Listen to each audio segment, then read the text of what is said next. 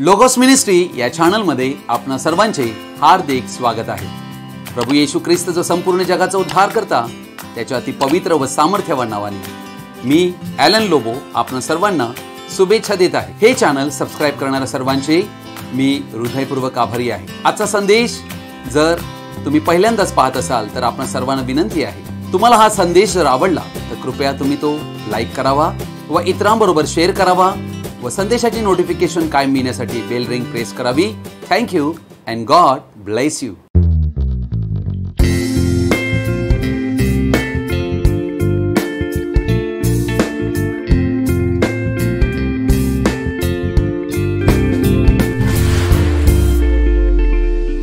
आज आपण एका अतिशय महत्त्वाच्या विषयाकडे आपलं लक्ष लावणार आहोत आणि त्या विषयाचं शीर्षक मी देऊ इच्छितो, या अनिश्चित जगामध्ये देवाविषयी निश्चिंत असणे। हा संदेश अर्थात फारच महत्त्वाचा संदेश आमच्या जीवनाविषयी आहे व तुम्ही सर्वजणांनी हा संदेश आवर्जून शेवटपर्यंत पाहावा अशी आपण सर्वांना मी विनंती करीत आहे। याकोबाचे पत्र 4 अध्याय 13 ते 16 वचन मी आपणा पुढे वाचत आहे। अहो, जे तुम्ही म्हणता की आपण आज उद्या अमुक एका शहरी जाऊ, तेथे 1 वर्ष घालवू आणि व्यापारात कमाई करू, त्या तुम्हाला उद्याचे समजत नाही। तुमचे आयुष्य ते काय? तुम्ही वाफ आहा, ती थोडा वेळ दिसते आणि मग दिसेनाशी होते। असे न म्हणता प्रभूची इच्छा असेल तर आपण जगू व अमुक अमुक करू असे म्हणा। आता तुम्ही गर्विष्ठ आहात म्हणून फुशारकी मारता, अशी सर्व प्रकारची फुशारकी वाईट आहे। परमेश्वर या वाचलेल्या वचनावर आपला आशीर्वाद पाठवून देवो। या वचनाद्वारे आम्हा सर्वांनाही आशीर्वादित करो। आज कोरोना व्हायरसच्या नावाखाली संपूर्ण जगामध्ये आम्हाला अनिश्चितता आढळत आहे। पृथ्वीवरील सर्व राष्ट्रे, देश व लोक आज अनिश्चित जीवनाकडे वळत चालले आहेत। त्यांना खात्री नाही आज काय घडेल, उद्या काय होईल। मग आमचं कामकाज असो की आमचा प्रवास असो, आमच्या मीटिंग असो, आमच्या मुलांचे शाळा असो, त्यामुळे आम्ही आखलेल्या सर्व योजना या अनिश्चित आहेत असे आम्हाला आढळत आहे। अर्थात सगळीकडे जणू काही एक गोंधळ आहे। आजच्या घडीला आम्ही अशा परिस्थितीत येऊन पोहोचलो आहोत की कधी काय घडेल सांगता येत नाही। खरं सांगावं तर आमच्या नियंत्रणात, कंट्रोलमध्ये काहीच नाहीये। आज आम्ही ज्या जीवनामध्ये जगत आहोत हे जीवन अनिश्चित जीवन आहे। आम्ही सर्वच आमच्या जीवनात अनिश्चितपणात जगत असतो। अर्थात आजच्या दिवसात काय घडणार आहे आम्हाला काहीच माहित नसते। पुढे आमच्या जीवनात काय घडेल याविषयी निश्चिती आम्हाला नसते। अर्थात या जीवनामध्ये आम्ही पाहतो जेथे नोकरीची आज हमी नाहीये, भविष्यातील आर्थिक उत्पन्नाविषयी निश्चिती नाहीये, आम्हाला कोणती संधी मिळेल की ना मिळेल काहीही निश्चिती नाहीये, स्वतःच्या आरोग्याविषयीही निश्चिती नाहीये। अर्थात आमचा प्रिय व्यक्ती त्याच्याही आरोग्याविषयी निश्चिती नाहीये। अर्थात आम्ही पाहतो की अनिश्चितपणा आमच्या जीवनामध्ये भीतिग्रस्त वातावरण व असुरक्षितता निर्माण करण्याचं कार्य करीते। अनिश्चितपणाकडे असे मार्ग आहे जे आमचं जीवन संथ करू शकते। म्हणून आम्ही आमच्या जीवनात पुढे काय होईल या कोणत्याही गोष्टीविषयी काहीही प्रिडिक्ट करू शकत नाही, कारण कोणत्याही परिस्थिती निश्चित नसतात। अर्थात आमच्या सभोवतालची परिस्थिती सतत बदलत असते। अर्थात आम्हा प्रत्येकांना खात्रीशीर व निश्चित जीवन हवे असते। खरे पाहता निश्चिंत असणे हे एक विश्वासाचे जीवन आहे। ख्रिस्ती जीवन हे विश्वासाचं जीवन आहे। अनिश्चित जीवन तुम्हाला आणि आम्हाला देवावर अवलंबून राहण्यास लावते। तो कधीही बदलत नाही, त्याचे विचार बदलत नाही, त्याचं वचनही बदलत नाही। ज्यावर आम्ही पूर्ण खात्रीशीर भरोसा करू शकू असे वचन देवाचे वचन आहे। कारण या संपूर्ण जगात एकमात्र गोष्ट आहे जी निश्चिंत आहे आणि ती गोष्ट स्वतः देव, जिवंत देव हा कायम निश्चित असतो। संपूर्ण जग ज्याच्या हाती आहे असा जिवंत देव तोच मात्र एक निर्माण करता आहे ज्याच्यावर आम्ही भरोसा करू शकतो व अनिश्चित जीवन जगत असताना त्याच्यावरच अवलंबून राहू शकतो। एक महत्वाची गोष्ट की जेव्हा आमचे नाते देवाबरोबर उचित नसते तेव्हाच जीवनामध्ये अनिश्चितपणा येत असतो। परंतु गोष्ट ही आहे की आम्ही त्याला प्रतिक्रिया काय देतो त्यावर हे सर्व काही अवलंबून आहे। अर्थात आम्ही जे काही अपेक्षितो ते आम्हाला मिळावे अशी आमची इच्छा असते, परंतु आमच्या जीवनामध्ये आश्चर्यकारकच गोष्टी घडत असतात। त्यातील काही गोष्टी अप्रतिम असतात तर काही त्रासदायक गोष्टी असतात, परंतु त्या त्रासदायक गोष्टी गुडघ्यावर आम्हाला देवाकडे घेऊन जातात. कारण आम्ही निर्मिती आहोत, तो निर्माण करता आहे. आम्ही केवळ माती आहोत आणि तो कुंभार आहे. म्हणून तोच आम्हाला योग्य मार्गदर्शन करील आणि म्हणून आम्ही त्याच्याविषयीच निश्चिंत राहणे आवश्यक आहे. यशाचं पुस्तक याचा 55 अध्याय 8 आणि 9 वचन म्हणते, कारण माझ्या कल्पना तुमच्या कल्पना नव्हत, माझे मार्ग तुमचे मार्ग नव्हत असे परमेश्वर म्हणतो. कारण आकाश जसे पृथ्वीहून उंच आहे तसे माझे मार्ग तुमच्या मार्गाहून आणि माझ्या कल्पना तुमच्या कल्पनाहून उंच आहेत. अर्थात आमच्या कल्पना व देवाच्या कल्पना यामध्ये जमीन आसमानचा फरक आहे. म्हणूनच आम्हाला देवाची योजना आमच्याविषयी काय आहे हे शोधणे आहे व देवाच्या अधीन होणे आहे. अर्थात देव तुम्हाला आम्हाला एक विश्वासी ख्रिस्ती जीवन जगत असताना आव्हान आमच्या पुढे ठेवत असतो, यासाठी की आमच्या जीवनात बदल घडून यावा. पवित्र शास्त्र बायबल तुम्हाला आणि आम्हाला अशा लोकांविषयी आमच्या पुढे चित्र मांडते जे आपल्या जीवनामध्ये अनिश्चित जीवनांतून जात होते. त्यांच्या जीवनामध्ये दुष्काळ आला, आर्थिक दृष्ट्या ते विस्कळीत झाले. अनेकविध आजार, रोग, साथीचे रोग ह्या सर्व देवाच्या लोकांवर गुदरल्या, परंतु ते लोक देवाला पकडून शेवटपर्यंत टिकून राहिले. अर्थात जीवनातल्या वेगवेगळ्या हंगामांतून ते गेले, परंतु त्यांनी आपला पूर्ण भरोसा देवावर ठेवला. कारण ज्या वेळेला आम्ही पूर्ण हृदयाने देवावर भरोसा करतो तेव्हाच आम्ही आमच्या जीवनात निश्चिंत राहू शकतो. जर तुम्ही देवाविषयी निश्चिंत राहता तर देव आपल्या वचनाबाबत खात्रीशीर राहतो. तो फक्त तुमची पारख करण्यासाठी थांबतो. त्याने हे काही ठिकाणी अगोदर केलेले आहे. आपण त्यांतील एक घटना पाहूया. प्रभू येशू ख्रिस्ताने स्वतः या स्त्रीविषयी म्हटले की एलियाच्या दिवसात पुष्कळ विधवा इस्रायलमध्ये होत्या, परंतु त्याला एकाच विधवेच्या घरी पाठविण्यात आले जी परराष्ट्रीय होती. एक राजे याचं पुस्तक याचा 17 अध्याय आणि वचन 8 ते 16 मी आपणापुढे वाचत आहे. तेव्हा त्यास परमेश्वराचे वचन प्राप्त झाले, चल सिदोनातील सारफत नगरात जाऊन राहा. पहा, तुझे पोषण करण्याची तेथल्या एका विधवेस मी आज्ञा केली आहे. त्याप्रमाणे तो सारफत येथे गेला. नगराच्या वेशीजवळ तो आला तेव्हा एक विधवा स्त्रीला काटक्या गोळा करीताना त्याने पाहिले. तिला हाक मारून तो म्हणाला, मला एका पात्रात प्यावयाचे थोडेसे पाणी घेऊन ये. ती पाणी आणावयास जात असता त्याने तिला आणखी हाक मारून सांगितले, आपल्या हाती एक भाकरीचा तुकडा मला घेऊन ये. ती म्हणाली, तुमचा देव परमेश्वर याच्या जीविताची शपथ, माझ्याजवळ भाकर मुळीच नाही. मडक्यात मुठभर पीठ व कुपीत थोडेसे तेल एवढे मात्र आहे. मी 2 काटक्या जमा करीत आहे. मग मी घरी जाऊन मजसाठी व आपल्या मुलासाठी ते तयार करीन. ते आम्ही खाऊ आणि मग मरू. एलिया तिला म्हणाला, भिवू नको, तू जा आणि म्हणतेस त्याप्रमाणे कर, पण त्यापूर्वी माझ्यासाठी एक लहानशी भाकर भाजून आण, नंतर आपल्यासाठी व आपल्या मुलासाठी भाज. इस्रायलाचा देव परमेश्वर म्हणतो, परमेश्वर पृथ्वीवर पर्जन्यवृष्टी करील त्या दिवसापर्यंत तुझे पिठाचे मडके रिकामी होणार नाही आणि तेलाची कुपी आटणार नाही. तिने जाऊन एलियाच्या सांगण्याप्रमाणे केले. ती व तिचे कुटुंब यांचा त्यावर पुष्कळ दिवस निर्वाह झाला. परमेश्वर एलियाच्या द्वारे जे वचन बोलला त्याप्रमाणे तिचे ते पिठाचे मडके रिकामी झाले नाही आणि तेलाची कुपीही आटली नाही. येथे आम्हाला एक विधवा स्त्री आढळत आहे. त्या स्त्रीमध्ये आम्हाला एक कुवत आढळत आहे. ती विश्वसनीय होती. कारण आम्ही पाहतो की जर ती देवासमोर योग्य नसती तर आपल्या संदेशाची काळजी घेण्यासाठी तिची कधीच निवड देवाने केली नसती. परमेश्वराने आपल्या संदेशाला तिच्या घरी कधीच पाठविले नसते जर ती अपात्र असती तर. अर्थात ही निवड त्या स्त्रीची स्वतःची नसून ही देवाची होती व हे सर्व तिच्या इच्छेनुसार नव्हते तर देवाच्या मर्जीप्रमाणे होते.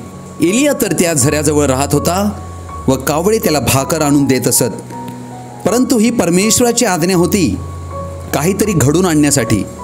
परमेश्वराने एक अशा विश्वासी व्यक्तीला निवडले होते ज्यांचा स्वभाव एलियाबरोबर जुळला जाईल. ती विधवा स्त्री होती व आपल्याला असे दिसते की एक विधवा स्त्री जिचा पती नाहीये व एका पुत्राला मोठे करण्यासाठी किती कष्ट करावे लागले असतील. त्या देशात ते लोक आपल्या शेतीवर अवलंबून होते. त्याच्याकडे आमच्यासारखे आजच्याप्रमाणे प्रकल्पाच्या योजना नव्हत्या. जीवनचक्र चालू ठेवण्यासाठी दुसरा काही मार्गही नव्हता. त्यामुळे ते पिकांवर निर्भर होते आणि लोकांच्या अन्यायामुळे व नैतिक पतनामुळे त्या ठिकाणावर दुष्काळ आला होता. सर्वच भुकेने व्याकुळ होऊन मरणमुख झाले होते. त्या विधवा स्त्रीने आपल्याकडील पीठ कमी कमी होत चाललेले पाहिले व त्यासाठी तिने अनेक रात्री प्रार्थना केल्या होत्या. व त्यावेळी अशी अवस्था आली होती की त्या पात्रात तिच्याकडे फक्त मुठभर पीठ होते. मृत्यू तिच्या घराच्या दरवाजाजवळ येऊन ठेपला होता, कारण कुठूनही भोजन मिळणे शक्य नव्हते, कारण संपूर्ण देश उपासमारीने मरत होता आणि तिच्या कुपीमध्ये फक्त एक चमचभर तेल शिल्लक होते व तिच्यात व मृत्यूमध्ये फक्त ते थोडे तेल व पीठ शिल्लक राहिले होते. ती या परिस्थितीत आपल्या प्रार्थनेत अधिक प्रामाणिक होत गेली. ही गोष्ट जर आज आम्ही आपल्या स्वतःच लावून घेतली तर आम्ही आमच्या प्रार्थनेत अधिक प्रामाणिक होऊ. जेव्हा आम्ही हे ओळखू की मृत्यू आपल्या दरवाजाजवळ आहे आणि मी विश्वास करीतो की तिने गेल्या रात्री सर्व प्रार्थना केली असणार, कारण एक अजून दिवस भरला होता. ती आपल्या 3 ते 4 वर्षाच्या मुलाच्या पांढरे झालेल्या ओठाकडे पाहत असणार आणि ती आपल्या स्वतःच्या हाडांना स्पष्ट पाहत होती, ज्यामुळे शरीरावरचे मांस कमी कमी होत गेले. व एका आईच्या दृष्टीसमोर हे सर्व घडताना पाहणे ही अत्यंत वाईट परिस्थिती होती. आणि तरीही ती परमेश्वराजवळ आपले हात जोडून रात्र व दिवस प्रार्थना करीत होती. एक परिस्थिती जी त्याच्या इच्छेनुसार येते त्यातून आम्हाला जावे लागते. मला खात्री आहे की मी अशाच लोकांशी बोलत आहे जे त्या परिस्थितीत आले आहेत. देव काही वेळेला अशा पद्धतीने करीत असतो. तुम्हाला माहीत आहे की जेव्हा आम्ही आपल्या सर्व पापांचा अंगीकार करीतो व पश्चाताप करून पाप पदरी घेतो व त्यावर विश्वास करीतो व आज्ञा पालनाला सुरुवात करीत असतो व आपल्या चुकांची सुधारणा करीत असतो व आपल्या समजुतीप्रमाणे आम्ही ते सर्व करीत असतो, परमेश्वराची जी प्रत्येक मागणी ती पूर्ण झालेली असते, तरीही तो कधी कधी मुका राहतो व प्रार्थनेचे काहीच उत्तर देत नाही, काही हालचाल करीत नाही, तो शांतच राहतो. तेव्हा तुम्ही निश्चिंतपणे सांगायला हवे की तो देव आहे. निराश होऊ नका अशा परिस्थितीत, कारण हे केवळ यासाठी आहे की आम्ही या स्थितीतही हृदयात देवाबद्दल निश्चिंत असावे. आम्ही काहीही करण्याअगोदर हृदयात याविषयी खात्रीशीर होणे की देव आहे, आणि जेव्हा आम्ही त्याच्या सांगण्याप्रमाणे वचनांप्रमाणे त्याची मागणी पूर्ण करतो तेव्हा आम्हाला पूर्ण निश्चित असणे गरजेचे आहे की देव आहे. तेव्हा विश्वास आपले काम करण्यास सुरुवात करतो. अशा वेळेला विश्वास सबळ होतो, कारण त्याला माहीत आहे की तो आहे आणि तुम्ही त्याच्या प्रत्येक आज्ञावचनानुसार पूर्ण करता व विश्वास करिता की तो आहे. तेव्हा तुमचा विश्वास स्थिर होतो. विश्वास तेव्हा हादरू शकत नाही, कारण ही गोष्ट खरी आहे की परमेश्वर आहे आणि त्यांना प्रतिफळ देतोच जे झटून त्याचा शोध करतात.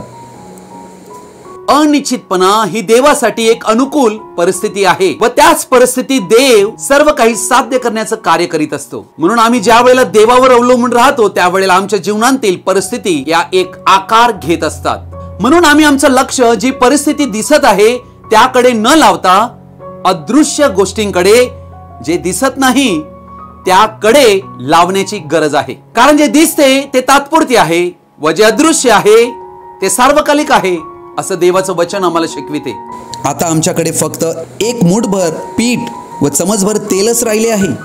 येथे आम्ही पाहतो की ही गरीब विधवा ही जाणत होती की देव आहे. तिच्या पिठाची बरणी तर खाली खाली होत गेली, परिस्थिती वाईट वाईट होत गेली, परंतु देव असे होऊ देत होता, कारण अशा परिस्थितीत त्यांना जाऊ देणे त्याला आवडते. तो हे पसंत करीतो की तुमचा विश्वास पारखला जावा व हे पाहिले जावे की तुम्ही कशी प्रतिक्रिया दर्शविता. तो तुमच्या परिस्थितीला अधिक दयनीय करतो. जेव्हा तुमच्यासाठी प्रार्थना केली गेली आहे तेव्हा तो म्हणतो, सैताना आता ये आणि याची पारख कर, कारण मला माहीत आहे की तो माझ्यावर विश्वास करीत आहे. ह्या स्त्रीकडे फक्त एक तुकडा खावा व ती व तिचा मुलगा हे मरणार होते. ती स्त्री रात्रभर प्रार्थना करीत होती. फार उष्ण हवा जमिनीवर सुटली होती. जमिनीला भेगा पडल्या होत्या. रस्त्यावर लोक किंचाळत होते.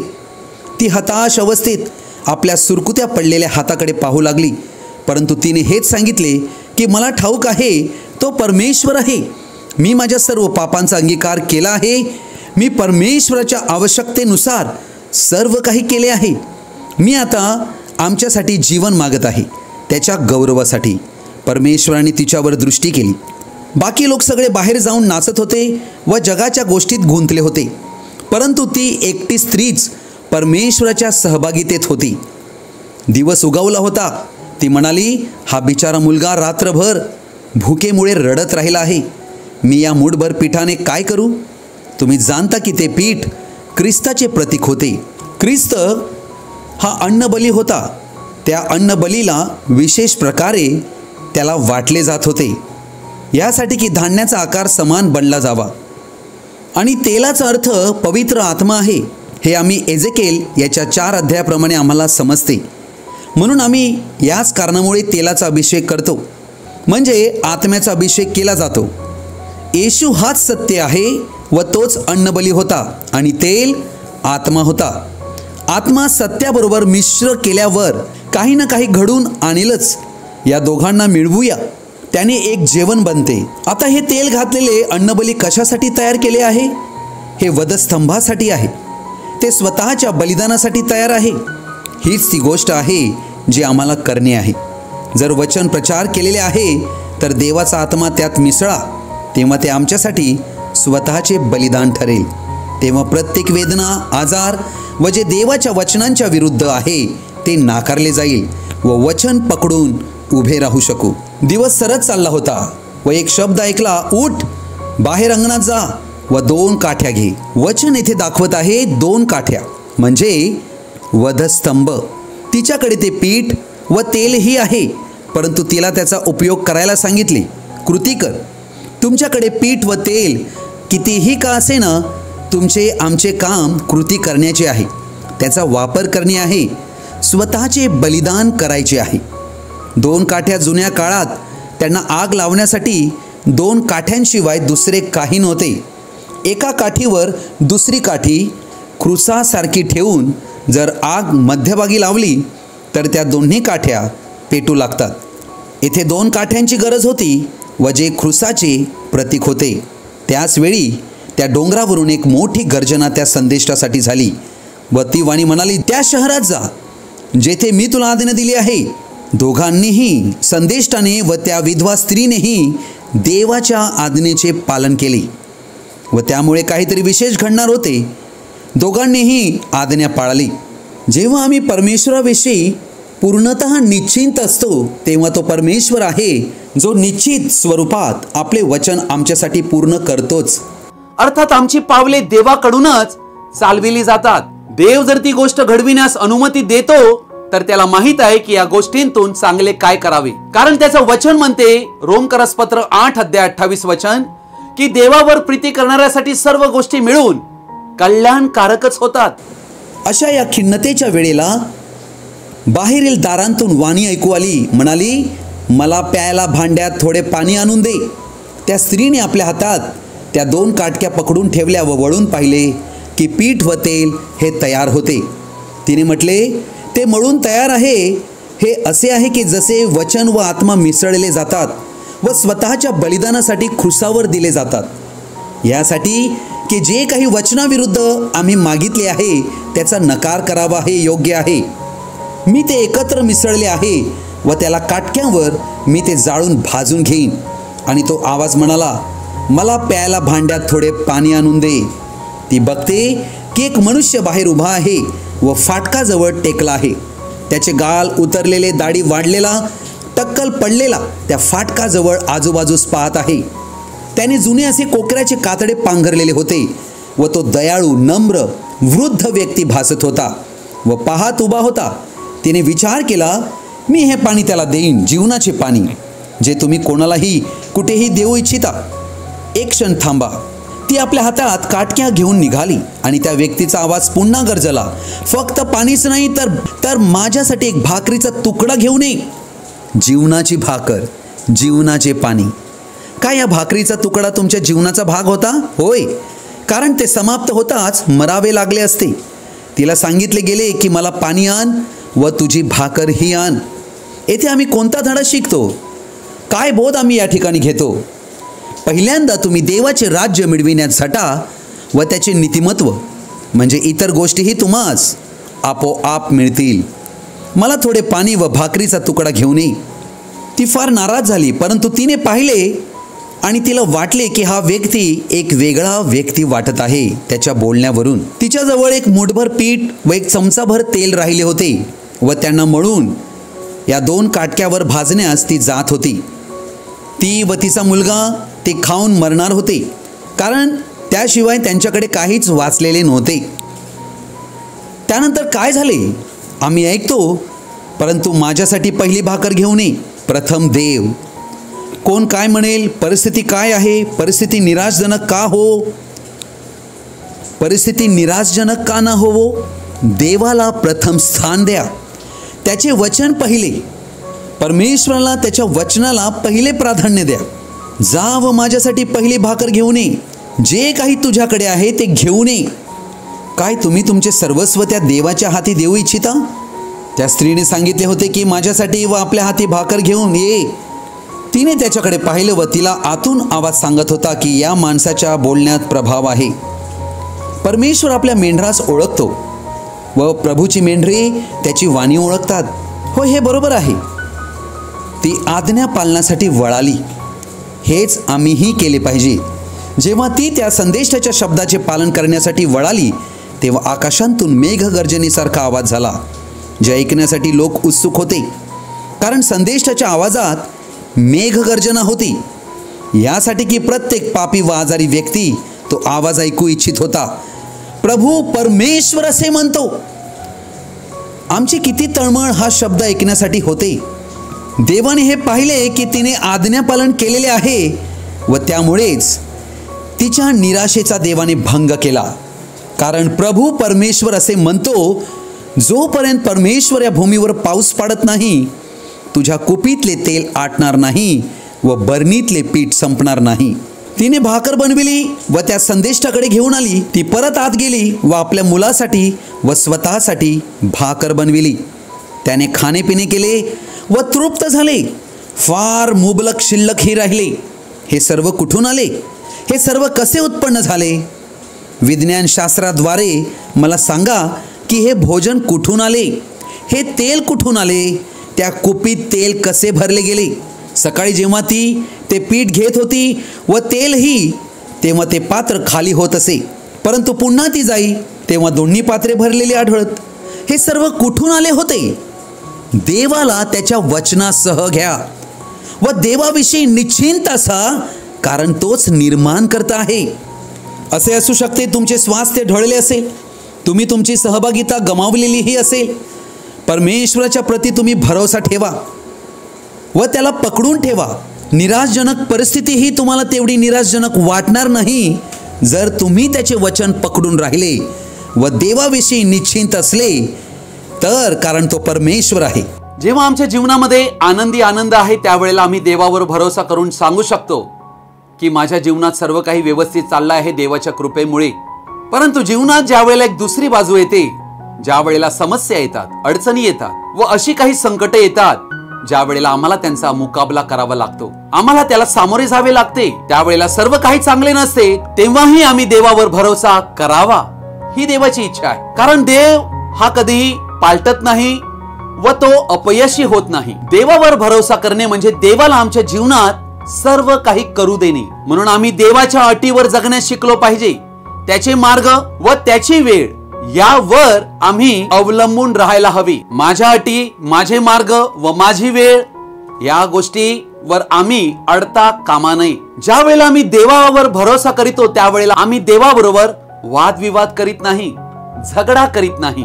कारण त्यावेळेला आम्हाला देवाविषयी आम्ही निश्चिंत असतो की देव माझे चांगलेच करणार आहे. मग आलेल्या कोणत्याही परिणामास मी भिणार नाही. आमच्या जीवनातल्या समस्या या तात्पुरत्या आहेत, त्या कायमस्वरूपी नसतात व त्या कायम राहणार नाहीत, परंतु त्या आमच्या जीवनात सार्वकालिक गौरवाचा भार उत्पन्न करण्याचे कार्य करीतात. पवित्र शास्त्रात आम्ही एक दुसरं उदाहरण पाहत आहोत. शद्रक, मेशक आणि अबेदनगो, दानिएलच्या पुस्तकात हे तिन्ही इब्री मुलं होती. बाबेल परांगण्यामध्ये उच्च पोझिशनला, उच्च स्थानी त्यांना ठेवण्यात आले होते. परंतु जीवन हे अनिश्चित आहे आणि अशा अनिश्चित जीवनामध्ये एक दिवस असा प्रसंग त्यांच्यावर आला की त्यांना राजाने केलेल्या मूर्तीला नमन करण्याची वेळ आली. त्यांना कोणत्या मूर्तीला नमन करायचे नव्हते. परमेश्वराला त्यांच्यावर पूर्ण भरोसा होता. व जेव्हा त्यांनी हे ऐकले की त्या तप्त भट्टीतून त्यांना जावे लागेल, ते म्हणाले, आमचा देव समर्थ आहे या तप्त भट्टीतून सोडवायला.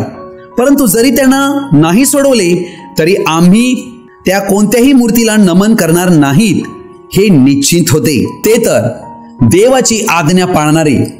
यहोवा परमेश्वराने दिलेली पहिली आज्ञा ही त्यांनी आठविली व त्यांनी आपल्या मनात पूर्ण दृढ निश्चय केला की मरण्यास देखील आम्ही तयार होऊ, पण देवाची आज्ञा आम्ही मोडणार नाही. देवाविषयी ते खात्रीशीर होते. पहा, ते निश्चिंत होते. देवाविषयी खात्रीशीर होते. त्यांना हे माहित होते की तो यहोवा आहे. त्यांना माहित होते की तो प्रार्थनेचे उत्तर देतो. परंतु तो त्यांच्याविषयी ऐकेल की न ऐकेल तरी ते त्याच्या चांगल्यासाठी करणारच. त्यांनी त्यांच्या गोष्टी बोलल्यावर परमेश्वराच्या समोर पापांची कबुली देऊन मृत्यूमध्ये ते चालत गेले. जेव्हा ते त्या जळत्या भट्टीकडे जात होते तेव्हा ते या गोष्टीविषयी निश्चिंत होते. जरी परमेश्वर त्यांना त्यात भस्मही होऊ देईल तरी तो त्यांना पुनरुत्थानाच्या दिवशी पुन्हा उठवील. ते परमेश्वराच्या बाबतीत पूर्ण निश्चिंत होते, कारण त्यांना माहित होते की परमेश्वर जे काही कार्य करील ते त्यांच्या हिताचे असेल आणि देवाविषयी निश्चिंत होते. आणि तो सर्व कार्य आमच्या हिताचेच करतो. जेव्हा राजाने सांगितले, जेव्हा शिंग वाजले आणि तुम्ही नमन केले काय, ते म्हणाले, नाही, आम्ही त्याला नमन केले नाही. येथे तुमचा विश्वास आहे जो अशा वेळेमध्येही स्थिर राहतो. आणि ते सरळ त्या भट्टीमध्ये चालत गेले. परमेश्वराने त्यांना त्यामध्ये जाऊ दिले व चुपचाप थांबून त्याकडे बघू लागला व तो त्यांची प्रतिक्रिया पाहू इच्छित होता. मग तुम्ही नमन केले नाही?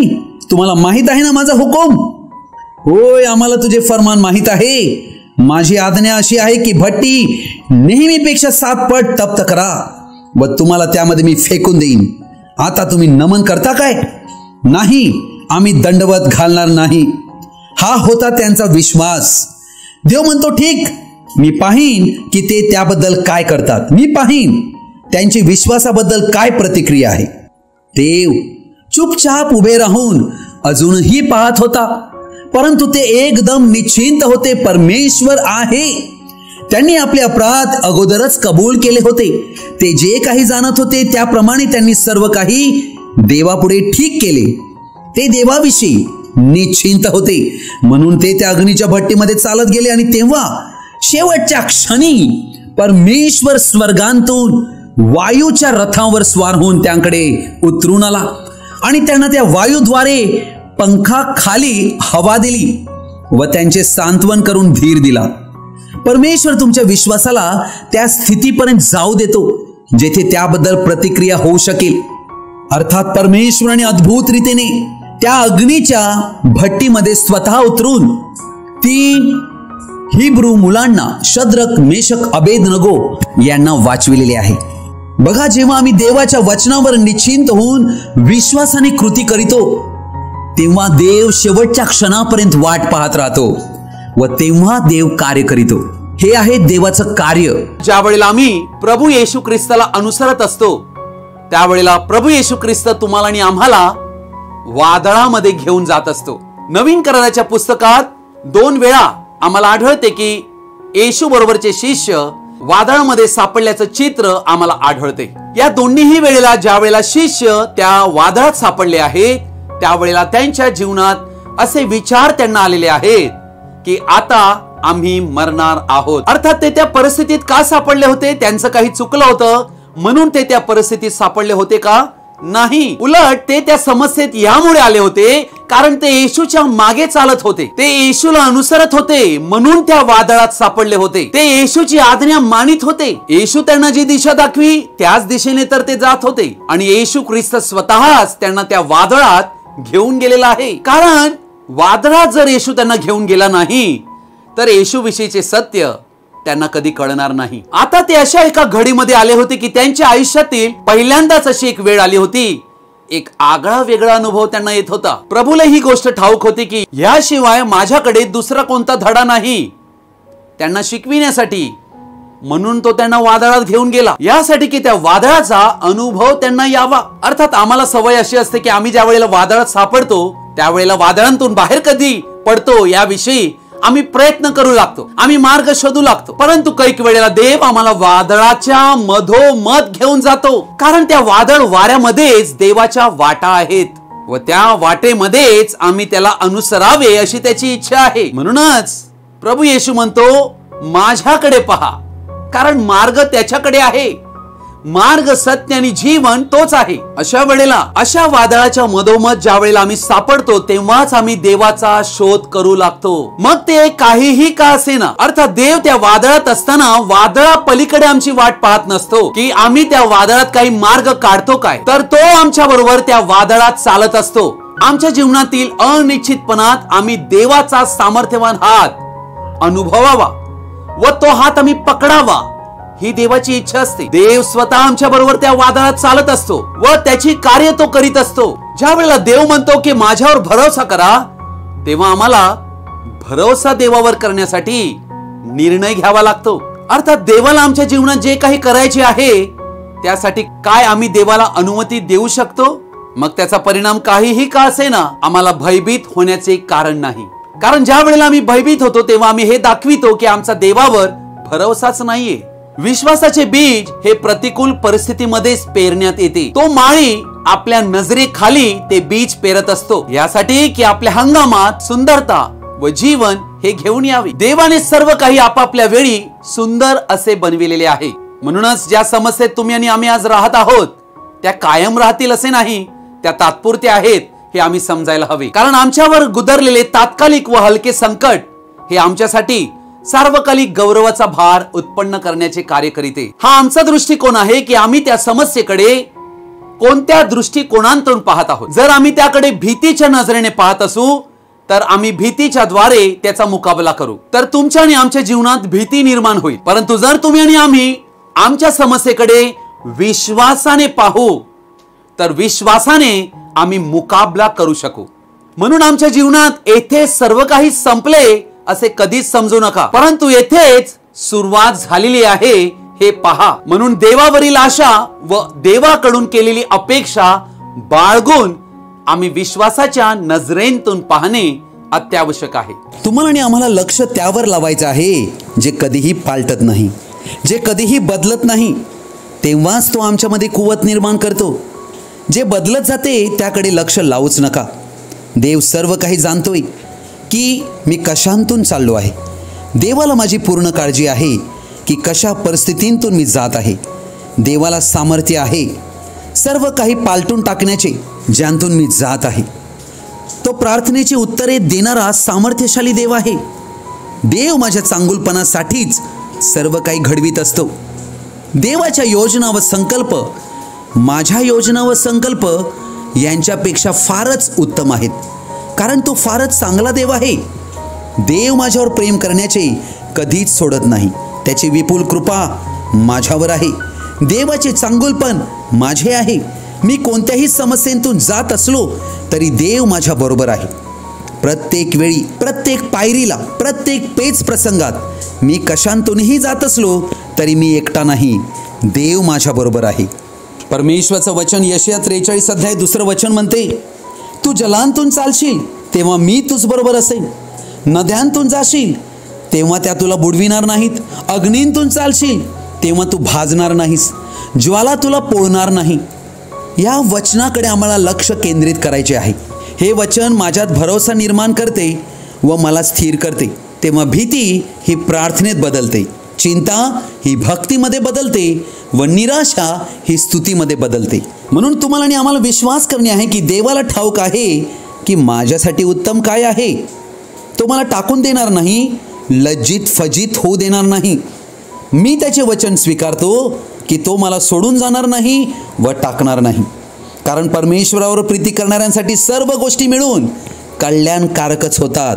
भविष्यात काय घडणार आहे आम्हाला माहित नाही, पण आमचे भविष्य ज्याच्या हातात आहे त्या देवावर जर आमचा भरोसा आहे तर आम्हाला निश्चिती आहे. कारण माझ्या सर्व समस्येपेक्षा देव मोठा आहे हे मी कधीही विसरता कामा नये. कारण सर्व परिस्थितीवर देवाचा पूर्णपणे ताबा आहे.